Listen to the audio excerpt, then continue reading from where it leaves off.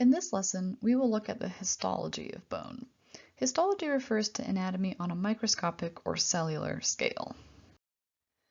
First, let's recall that we have two types of bone: compact bone, which is dense, and spongy bone, which has a more open, spongy texture.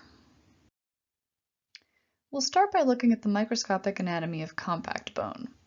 If we cut a long bone in cross-section, like we see in this image here, and we look closely at the cut surface of the compact bone under a microscope, what we see is that the bone is made up of a bunch of small circular structures. I've highlighted a few of these in red. These structures are called osteons, and they are the units that make up all compact bone. If we isolate one osteon, we can see that it is a cylindrical structure which appears circular in cross-section. Running down the center of this cylinder is an open canal called a haversian canal. This canal contains blood vessels, and these blood vessels are important because they provide oxygen and nutrients and remove waste from bone cells. Remember that bone is a living tissue, and so, like all living tissue, it needs a blood supply to remain alive.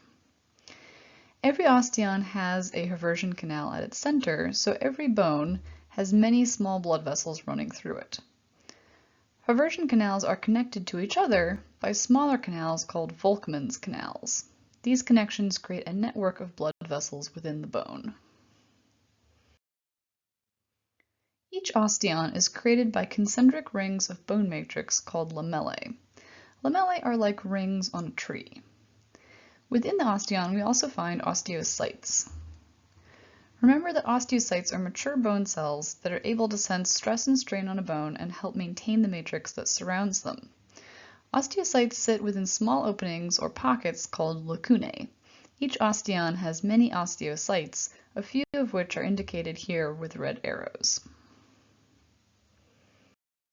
Here is another image showing a small wedge of one osteon. You can see the osteocytes sitting in their lacunae. Note that osteocytes are able to communicate with each other via small extensions of their cell bodies that reach out through very small channels called cannuliculi. These connections between osteocytes allow nutrients and wastes to be transported between them. Here is an image of what osteons actually look like under a microscope. Here is an example of one osteon. You can see its concentric rings and its central haversian canal. Here's a larger image of one osteon. The dark shapes, some of which I've indicated with blue arrows, are the osteocytes.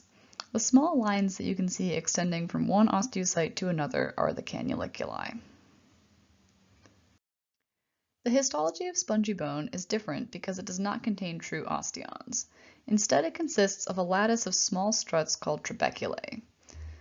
Remember that another word for spongy bone is trabecular bone. And if we look closely at one trabecula, we would see that it's also formed of concentric lamellae and that it also contains osteocytes, but it doesn't have a haversian canal at its center. Trabeculae don't need haversian canals because they're surrounded by red marrow, which is full of blood vessels.